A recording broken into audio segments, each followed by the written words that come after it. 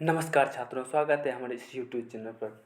छात्रों, आज हम लोग अध्याय 10 भूगोल मानव बस्ती के लघुतरीय प्रश्नों को पढ़ेंगे समझेंगे, जिसमें कुल 9 प्रश्न हैं। एक एक करके सभी प्रश्नों को पढ़ेंगे समझेंगे और याद करेंगे। तो चलिए चलते हैं अपने प्रश्नों की ओर। अगर यह वीडियो आपको पसंद आए तो उन दोस्तों को ज़रूर शेयर कीजिए जो पढ़ने की इच्छा रखते हैं। तो चलिए चलते हैं प्रश्नों की ओर। तो पहला प्रश्न है,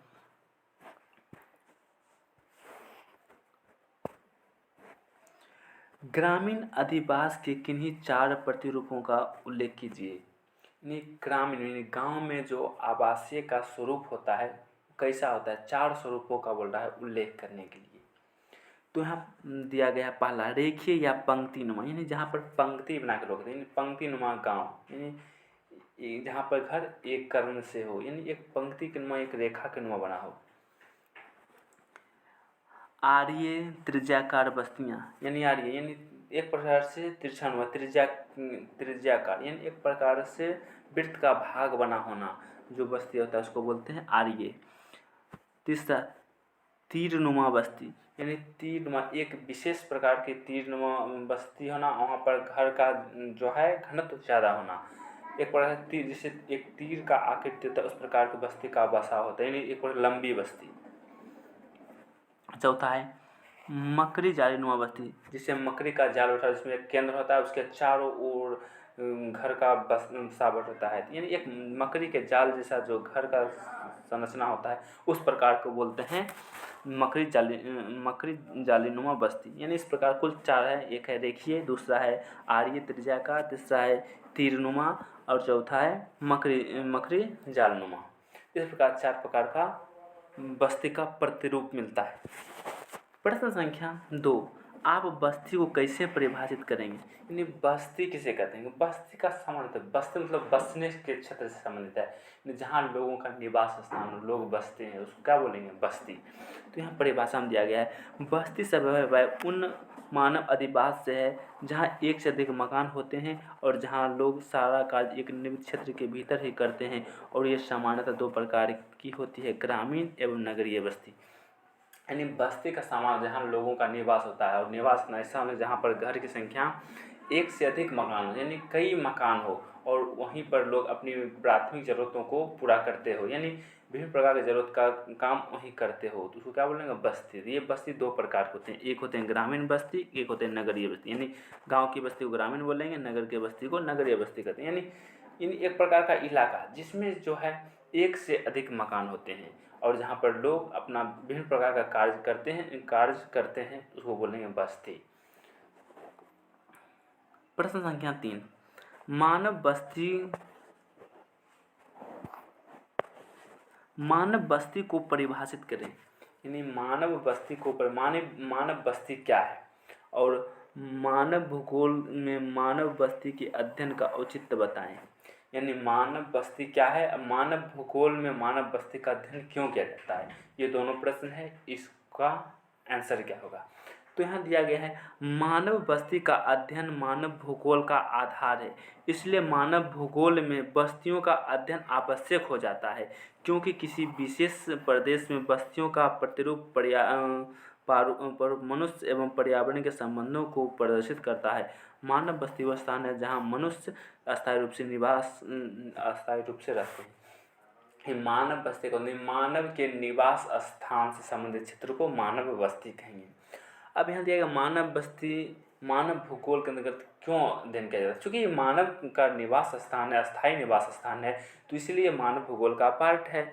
और इसमें जो होता है एक प्रकार का, यानी इसके केंद्र में मानव रहता है, क्योंकि मानव का ही अस्थायी निवास स्थान है और मानव विभिन्न प्रकार की क्रियाओं का वहाँ संपादन करता है, इसलिए मानव भूगोल के अंतर्गत मानव बस्ती का अध्ययन अनिवार्य हो जाता है। इस प्रकार जो है प्रश्न संख्या 3 को हम समझ चुके हैं कि मानव बस्ती यानी मानव बस्ती के अध्ययन मानव भूगोल का आधार है, इसलिए मानव भूगोल में बस्तियों का अध्ययन आवश्यक हो जाता है। तो यानी मानव जहाँ निवास स्थान रहता है वहाँ उसका स्वास्थ्य, शिक्षा, यानी सारी ज़रूरतें वहीं से पूरी होती है, तो बस्ती का अध्ययन करना बहुत ज़रूरी हो जाता है। चलिए चलते हैं अगले प्रश्नों की ओर। प्रश्न संख्या 4, गंदी बस्ती की समस्याओं को लिखें। यानी गंदी बस्ती की क्या क्या समस्या होती है। तो सबसे पहले गंदी बस्ती को मलिन बस्ती भी कहा जाता है। तो मलिन बस्ती से अभिप्राय एक ऐसे घने आवासीय क्षेत्र हैं जिसमें अस्वच्छ घर हो। यानी कहने का अर्थ हुआ वैसा निवास स्थान क्षेत्र जहाँ पर स्वच्छता का अभाव हो, यानी अस्वच्छ घर हो, जगह जगह कचरा फैला हुआ हो, उसको बोलेंगे मलिन बस्ती।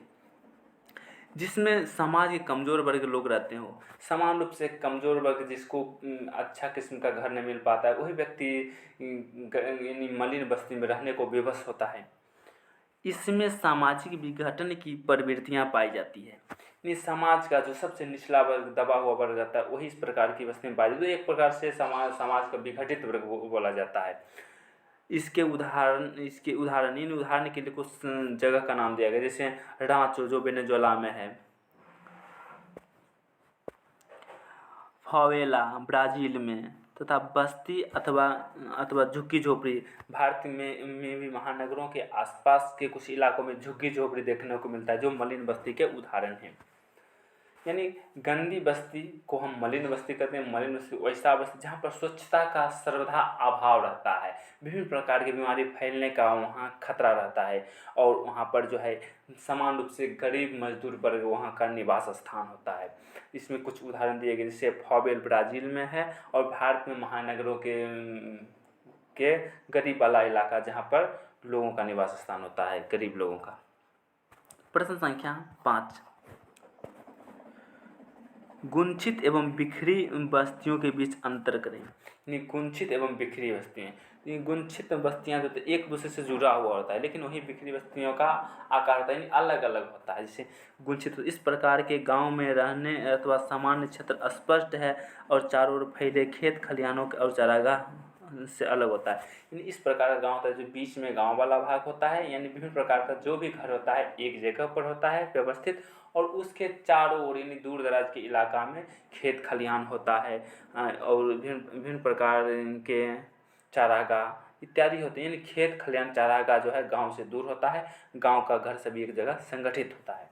लेकिन वहीं बिखरी बस्तियां में छोटे छोटे हैमलेट आकार के बड़े क्षेत्र दूर दूर बिखरे होते हैं, और इन बस्तियों में कुछ ही घर होते हैं।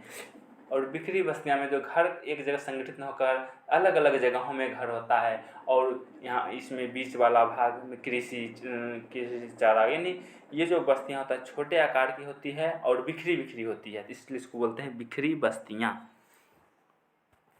प्रश्न संख्या 6, नगरीय बस्तियां किस रूपों में मिलती है। नगरीय बस्तियां किन रूपों में मिलती है।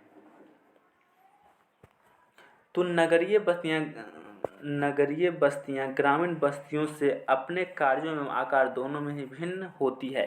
ये नगर बस्तियां और ग्रामीण दोनों कार्य एवं आकार दोनों में भिन्न होता है। जहाँ एक ओर नगर जनसंख्या का क्रियाकलाप अलग होता है, वहीं ग्रामीण जनसंख्या अलग क्रियाओं में संलग्न होता है, और जनसंख्या घनत्व में भी दोनों में बहुत अंतर पाया जाता है।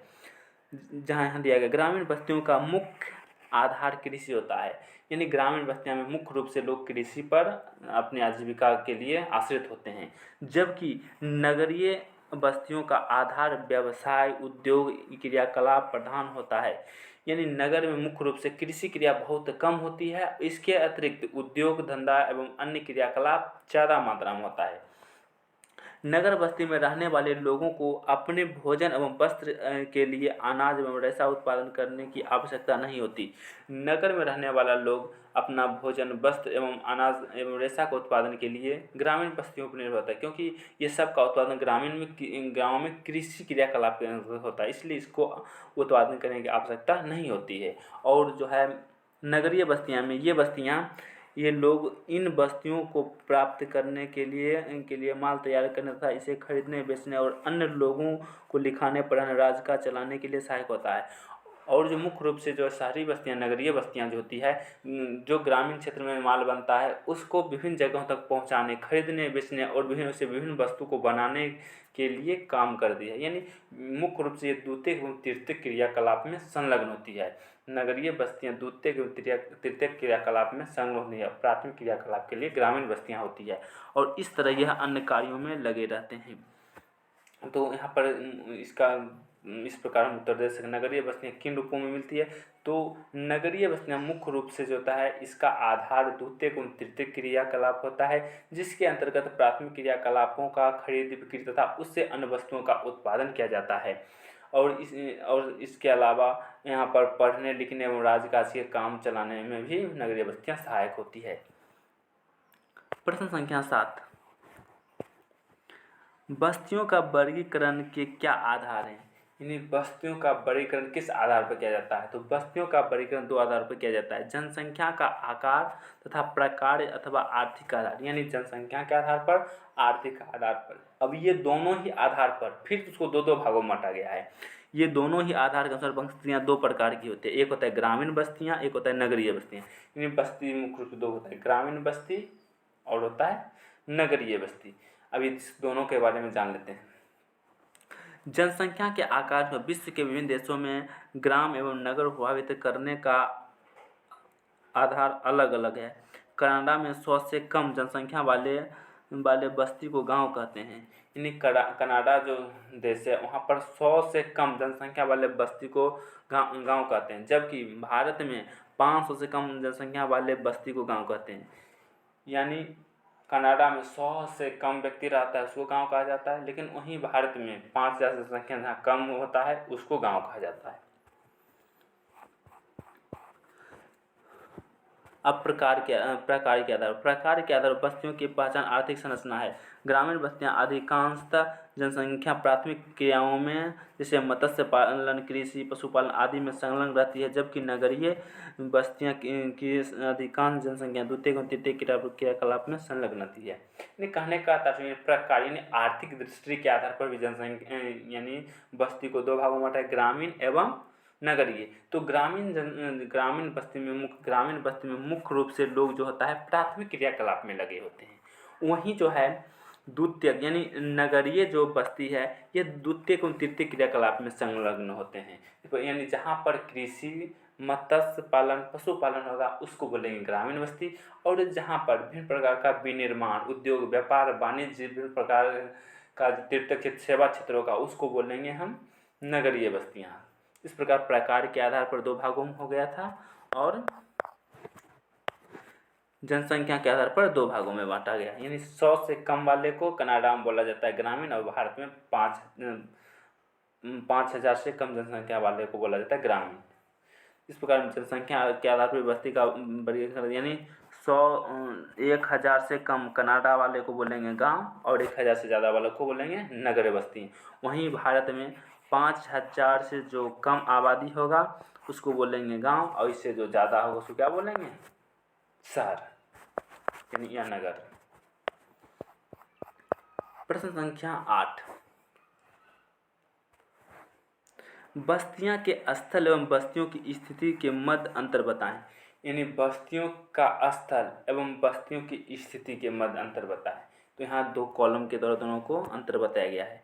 तो यहाँ प्रथम कॉलम में बस्तियों का स्थल, बस्तियों की स्थिति। प्रथम पॉइंट, बस्ती के स्थल से तात्पर्य उस वास्तविक भूमि से है जिस पर बस्ती विकसित हुई है। यानी बस्ती का स्थल का मतलब है वह स्थान जहाँ पर बस्ती बना हुआ यानी बसा हुआ बस्ती का क्षेत्र, चाहे वो मैदानी हो, पहाड़ी हो, पठारी, यानी इस प्रकार के भूभाग से संबंधित है। यहाँ वहीं बस्ती की तात्पर्य उस क्षेत्र के आसपास के गाँवों के संबंध में उसकी स्थिति का पता लगाना, और दूसरा है स्थिति यानी किस गांव के पास वह बस्ती का निर्माण हुआ या किस शहर के पास हुआ है।